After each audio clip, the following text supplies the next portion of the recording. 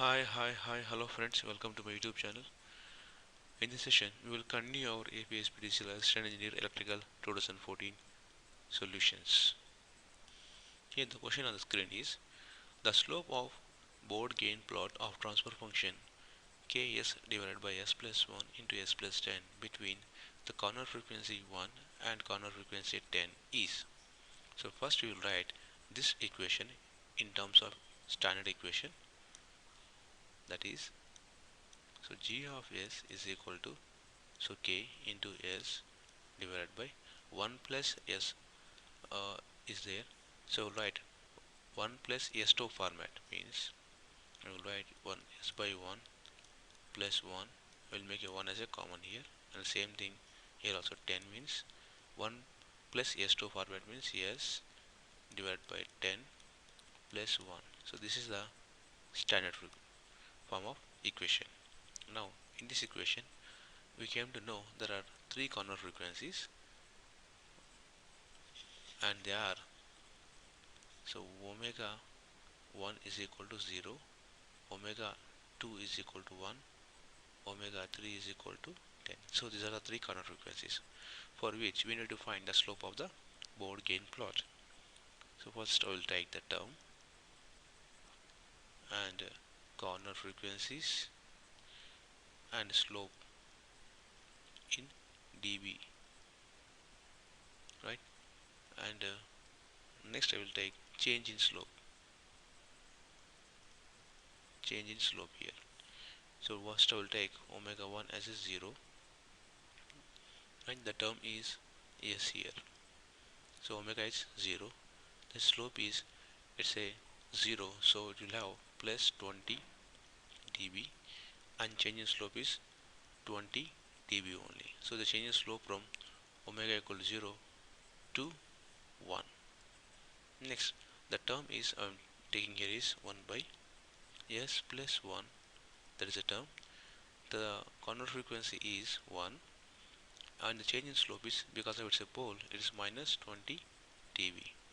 The change in slope here is from omega equal to 1 to 10 is 20 dB, this one minus 20 dB. So change in slope is 0 dB here. So in the given question we need to find the change in slope between omega equal to 1 to 10. So between omega 1 equal to 10 we will get 0 dB. So if you plot the same thing here, what you will get here is,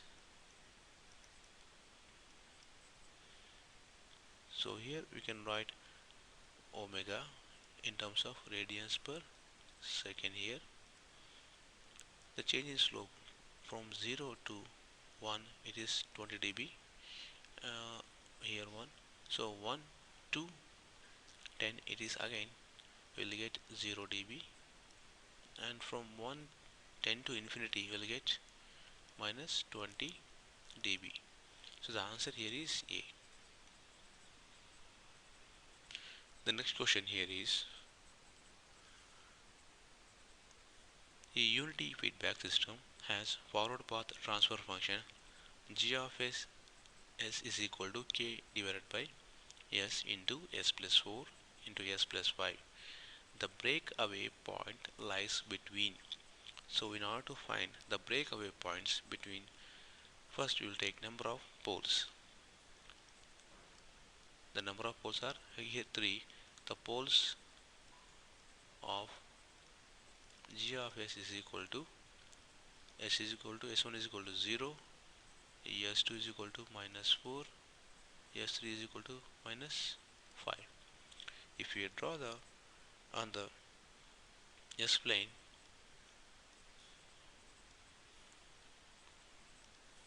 so first is, here we have a pole, that is s is equal to 0, and another pole is located at s is equal to minus 4, another pole is s is equal to minus 5.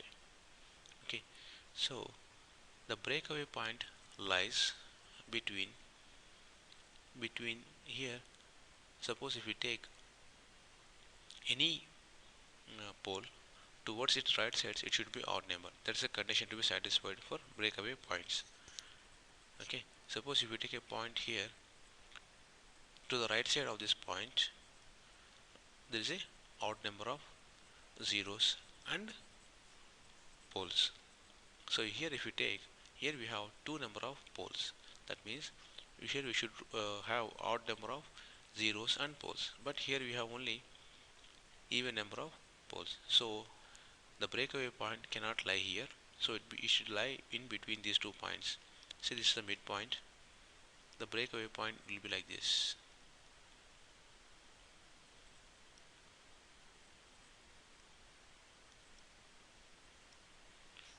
And another point lies after minus pi to infinity. But in given option, the points are 0 and minus 4. So D is the right option. In the next question, in force current analogy, the capacitance is analogous to. In force current analogy means the force is analogous to current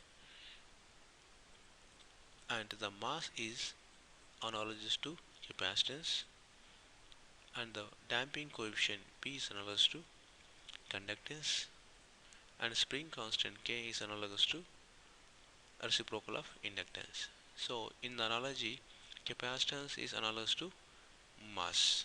That's the answer. The next question here is the step response of a system K is equal to 1. This is the step response they are given, and you need to find the system is whether it is a over damped system, critical damped system, under damped system, or undamped system. So for this, we will take the standard closed loop transfer function is 1 plus g of s into h of s is equal to 0. So this transfer function is nothing but g of s, and this h of s is one unity feedback system. So 1 plus k divided by s into s plus 2 is equal to 0. That implies s square plus 2s plus k is equal to 0. So with the comparison with standard second order system, so standard second order system is s square plus 2 zeta omega n into s plus omega n square is equal to 0. So by comparing these two equations, we can say that, so here in the given problem k is equal to 1. So by comparison, we can write it as omega n square is equal to 1. That implies omega n is equal to 1 only, and 2 zeta omega n is equal to 2. That implies zeta omega n is equal to 1. As we know that omega n equal to 1, so zeta is equal to 1. The system is critically damped system. If zeta what we got is less than 1 means it's a under damped system. If it's greater than 1 means over damped system. So here the answer is it's a critically damped system. The next question, the steady state error due to unit ramp input for a unity feedback system with the transfer function g of s is equal to. So the steady state error means ESS is equal to 1 by kV for an amp system. What is a kV? So kV is nothing but limit s tends to 0 s into g of s into h of s. So h of s is equal to 1 here. This is equal to limit s tends to 0 20 divided by s into s plus 2 into s square plus 2s plus 2, so into s here. So s gets cancelled. If the structure is equal to 0, so 20 divided by 0 plus 2 is nothing but 2 into s square means 0 square plus 2 into 0 into 2. So we will get 20 divided by 4 is nothing but 5. Now we want error constant ESS is equal to 1 by 5 is nothing but 0.2 is the answer. So this error constant is also known as static velocity error. Okay, and next question, it's a straightforward question. The basic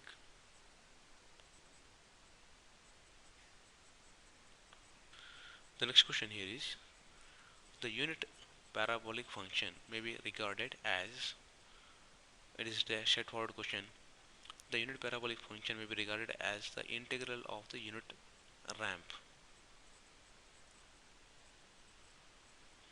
The next question here is, the following are the two sets of connections shown in capacitor motor. If T1 and T2 are torque produced by the connections 1 and 2 respectively, the following correct options. So before going to discuss, so torque is proportional to the fluxes of main field flux and flux of auxiliary winding or armature flux into the angle between them is sine theta. Generally, in this case, the auxiliary winding supply connections are not changed. So assuming that phi A is constant and a theta also assumed to be constant. So theta constant means, so sine theta also constant. So from this, so torque is proportional to phi into m. That's a main field flux. Here there are two connections in which here the main winding is connected in parallel to the supply. So let's say V is the voltage for which we are connecting the supply here. So here also we get the same voltage V. Okay. Now in this case, so the total magnetomotive force MMF is produced here is, let's say it is having n turns, it is having n turns. So here MMF is equal to total number of turns is n into the same voltage. So voltage is same means current also remains same. So MMF into n into I plus n into I. Suppose because of voltage only current is flowing, so assume to be I. So it is 2 into n into I.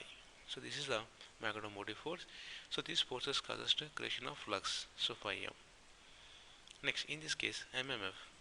So MMF is nothing but, so voltage is divided here. That means here we have voltage by V by 2 and here we have V by 2 voltage.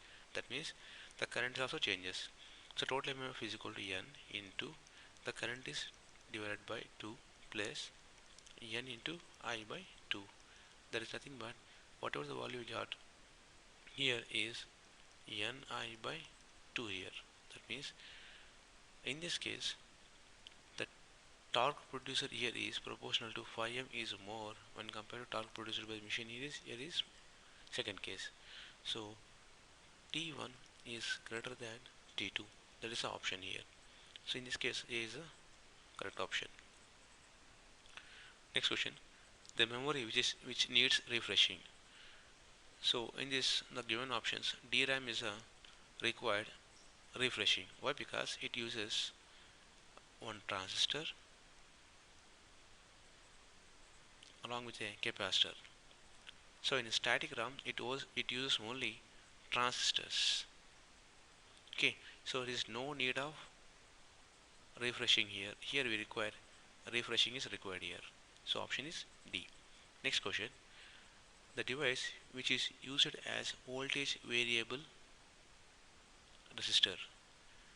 So in the given options, the only JFET is a voltage control device. All are current control device only, and it can be used as a voltage variable resistor.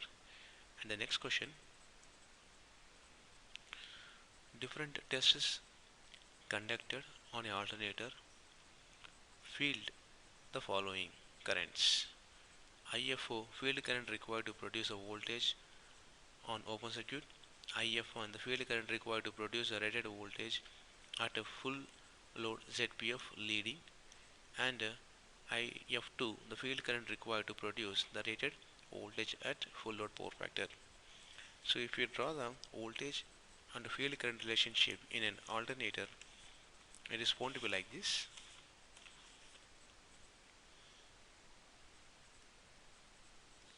So in x-axis I will take field current, in y-axis we will take the voltage, and here